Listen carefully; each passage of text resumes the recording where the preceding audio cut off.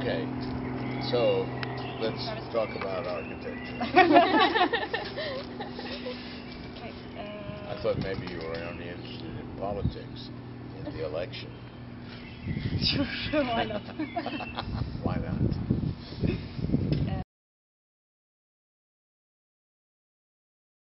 No, it's important for, I think, Turkey to have first of all, the pavilion is really, really important.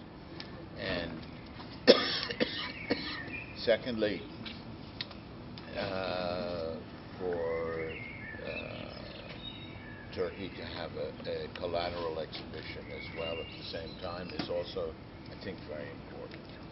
And many of there's a whole group of collateral exhibitions. You should understand. It's the heart, I think, of the Biennale is always the collateral exhibitions. And I don't know if Manuela told you, but our exhibition was already picked as one of the top 25 in the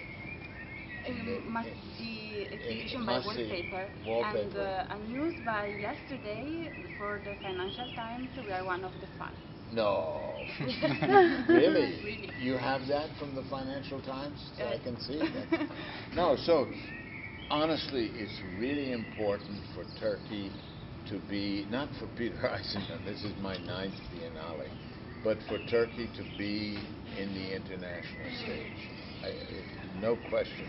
And to have architects who bring an international culture to Istanbul, I think is also really, really important.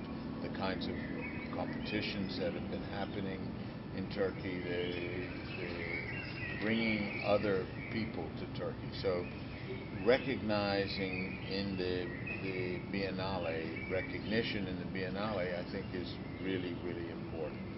And we hoped that Mayor Topbaş was going to come because when we've been with other projects in other countries, the officials have come. They've thought it was important to come to this. So I'm really sorry that he's not coming. But I think that if Maybe this, he will. We don't know. yeah, but if I think culturally, one of the things that's very important about bringing a country from the second world to the first world, and especially to be part of the EU, is the culture of architecture. And I mean, today I was at a lunch at one of the exhibitions, and it was, the architects from all over the world were there. Japanese architects, German architects, and this is the culture that is not. It's important for the country to be part of that, and that Turkey's doing that, I think, is great.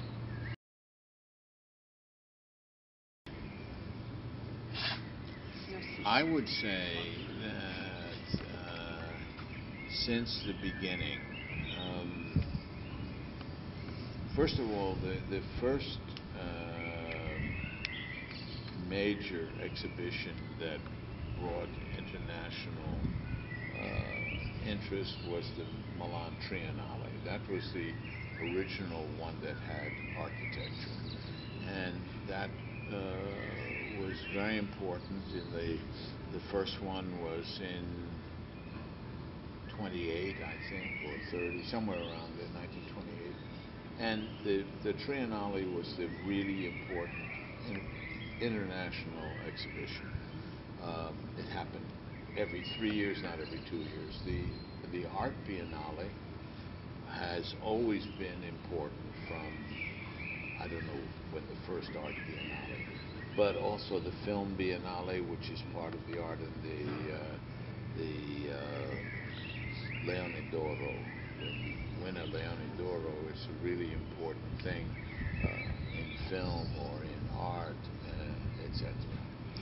So in 1976, they decided to have, in addition to the Art Biennale, an Architecture Biennale.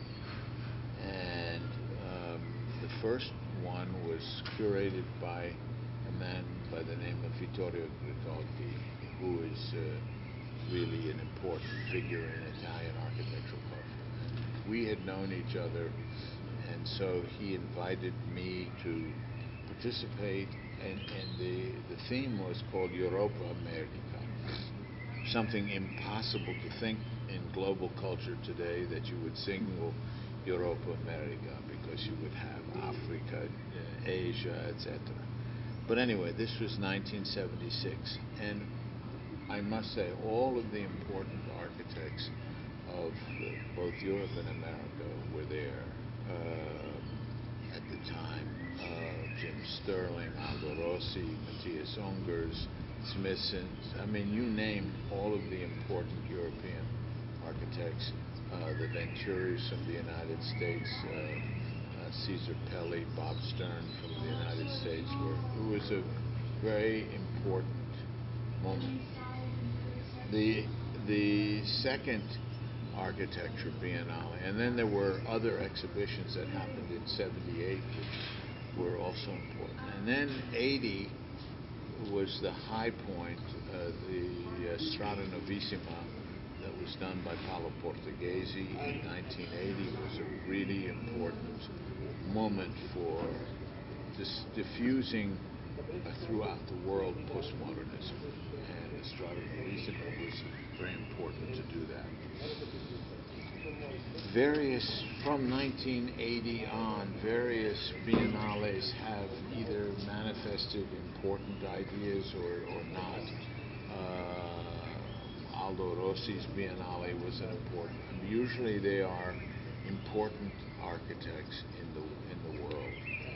Aldo Rossi, Hans Hollein, and this year Rem Koolhaas, who's really one of the important architects, and it was a unique thing because he was given 2 years to, it's usually only 6 months, is the curator pick. So he's had 2 years to work on it. We're all very anxious to see the fundamentals.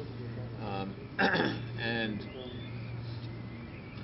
what's unique about the Koolhaas Biennale is that in the Biennale there are no architects. Their architects are only in the collateral exhibitions.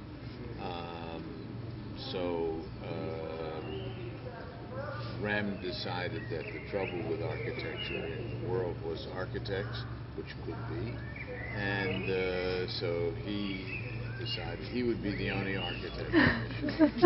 Okay, you can make what you want of it. But it's always been a very important the journalists are here from Turkey. The journalists are here from New York.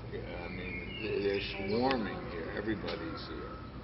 So the place, if you were a young architect who'd want to come and be somewhere and to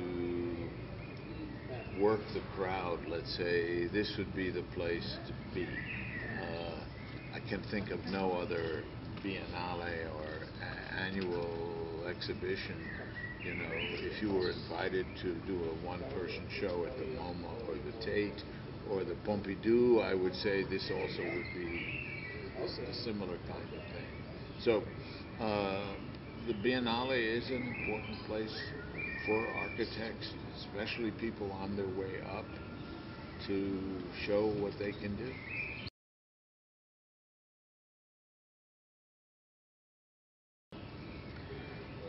I would argue that my architecture has always dealt with fundamentals, the fundamentals of the discipline of architecture. If you know anything about my work and what I teach, I write, I build, has always been about this. I'm going to a conference in Croatia after this next week, an international conference where I'm speaking.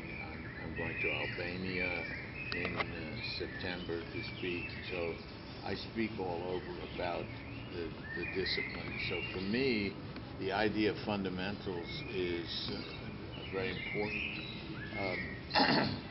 We didn't, we decided that we wanted to show Istanbul, one, because there's a natural relationship between Istanbul and Venezia. They're both trading, they're both seaports, they're both cities that grew up at a certain time. In fact, one of the things you may not realize, there was always has been an important Venetian colony in the city of Istanbul, and we were going to do a second exhibition describing the relationship between that colony in Istanbul and Venice, but it just got to be too expensive, and we couldn't organize that. So we have this small exhibition which deals with a project that's very important to us, and I think it will be important in the cultural architecture, that deals with the question of archaeology and what happened, as you know, that they were digging for the new railroad station, and they found all of these boats and things that they didn't know they were going to find, which talked about a really important culture. And so they had no place for these things that they were finding at the Marmaray station, which I think in itself is an important part of the puzzle of Istanbul, the opening up of the east by a connection, underground connection to the central city. And so we entered a competition to do this, not only the museum, but the Archeo Park. And the Archeo Park is an important part of our project because, as you know,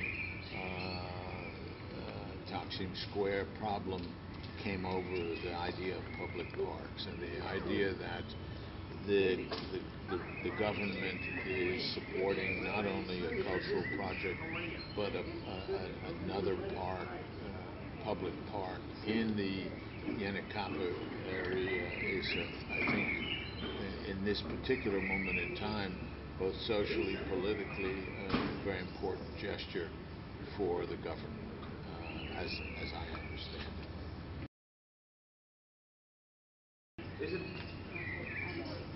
Well,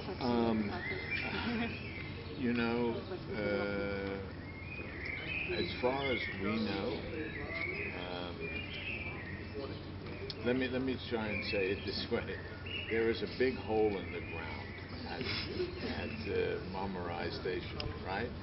The hole in the ground happens to be the same size as our foundation. Okay, we were told by Mayor Topbaş when we met that I don't want any more digging here because the archaeologists will, overwhelm us and we won't be able to do anything more for another 20 years. And if you're going to do something here, I want you to make the foundation the same size as the hole in the ground, which we did. So, politics is not my game. I'm an architect and a teacher, and I have the sense that they want to fill in the hole. Okay, I have that sense,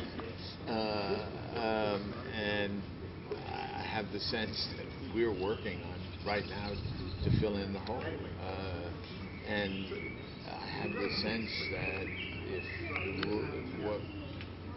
everything, we had to win a second, in a sense, competition to do the project. So my sense is we've done all the politically correct things to do, that we will do the project. And I think it doesn't hurt that we were invited to be in the Biennale, and it's gotten publicity, international publicity, good publicity for a change, for the AKP. No, I mean, I think it's good publicity. Everything is going as you planned? It's unbelievably well. I mean, yes, it's going. Look, when you work for any government, we've had great cooperation from the people who are responsible for planning and building development, from the vice mayor to the chief of staff to the head of planning, and we meet. There's a wonderful group. I mean, you wouldn't believe. I mean, given the sort of gender problems that one encounters in architecture all over the world, we meet with a group of people who are responsible for planning in Istanbul, and 24 of 25 are women. And I said, my goodness, I mean, this is unheard of in any other place. Yet, of course, everybody on the mayor's cabinet, everybody is men.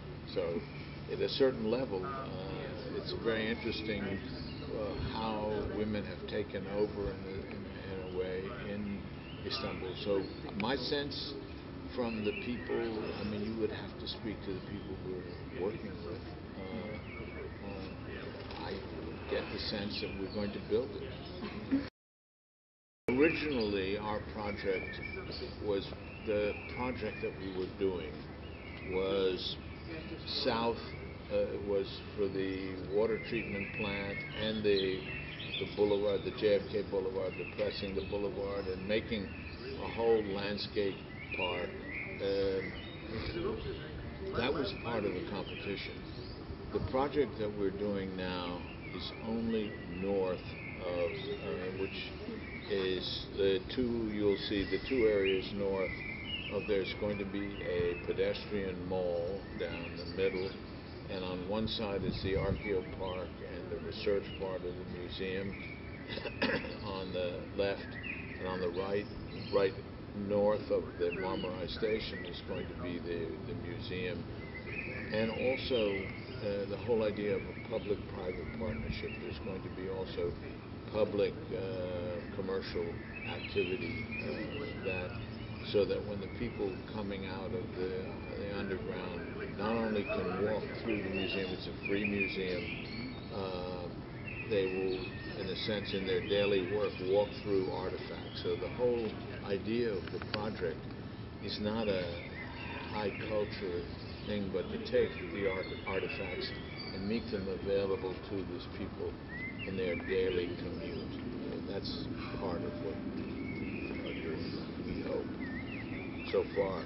But what happened below the railroad, nothing to do with that.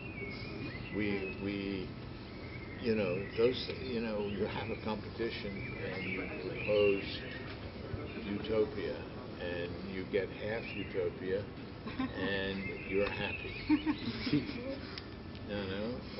If you're hungry and somebody says you can't have the whole sandwich, will you eat half?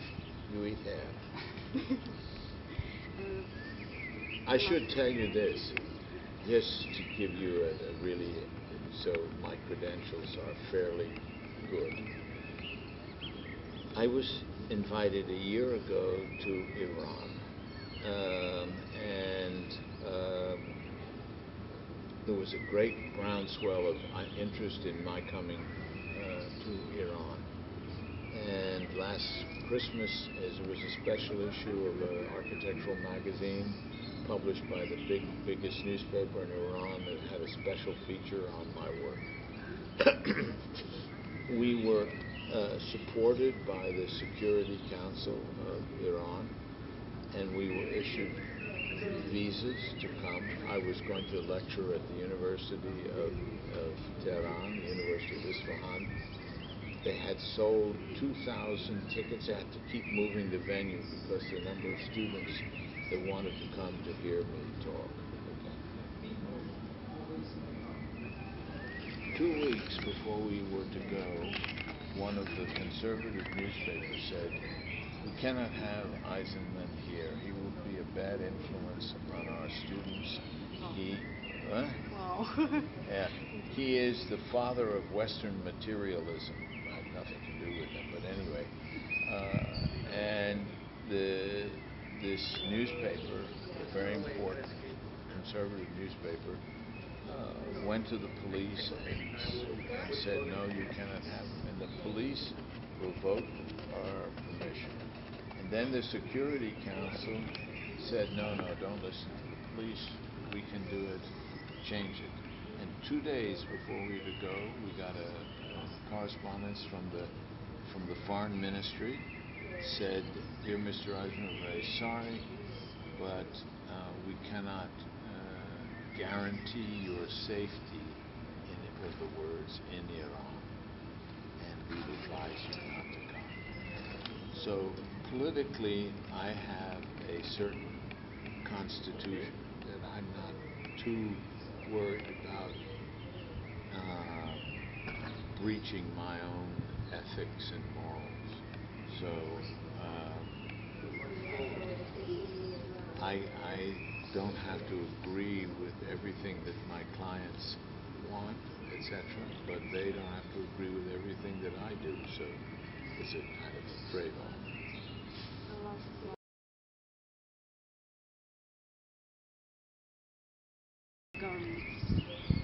Well, honestly, I've worked with a lot of governments, okay? I've worked with the German government, the Spanish government, the Dutch government, the U.S. government, the Japanese, the Taiwanese. We worked with a lot of governments. We've had, first of all, we have a young architect, Albert Aytash, who is very energetic. He's educated in the United States. He came and worked for us when he was in the United States. That's how we know him. Many of the projects that we get to do are from people that have come and studied either with me or in my office. So this is not a new phenomenon, and his is mostly the role of contact with the government. I would argue so far we have had very good relations and have had a sense that the government is with us. Don't forget, I don't know if you saw this, but you will see it in the exhibition. Mayor Topbash asked us to do a commercial showing our project for his campaign. I don't know if you know this. Okay? We're showing the edited version without the mayor in the exhibition. You will see what he wanted to see, and we're showing it as a neutral thing. So we assumed that this was something very positive. Did we want him to be reelected? You betcha. Did we want to start over again with another political regime? No. But my politics and the politics, your politics, have nothing to do with my project. As long as they don't contravene my morals and my ethics as to what I feel about what's right for public space and for public culture. I have a lot of friends who have been in the World Bank, have been my best friend was the head of the Board of Trustees of Robert College. You know, Robert College is a very important international facility. So I've had a long history with Istanbul. I spoke in 2005, I think it was, the International Conference of Union of Architects was in Istanbul. There were over 1,000 people at my lecture there. So I think I've been treated extremely well. And I have the sense, I can't tell you, you could find out from the mayor's office, but we have the sense that we're going to build this project. And we also have the sense that having been exhibited, approved for exhibition, not only we had to get approval from the Biennale, but approval from the mayor's office, that it's something that will go ahead. That's one of the things that's very good about the Biennale. It promotes cultural projects that are what I would call a little edgy. They're not the normal. This isn't the normal skyscraper project, and so we're very optimistic and we're happy about the exhibition.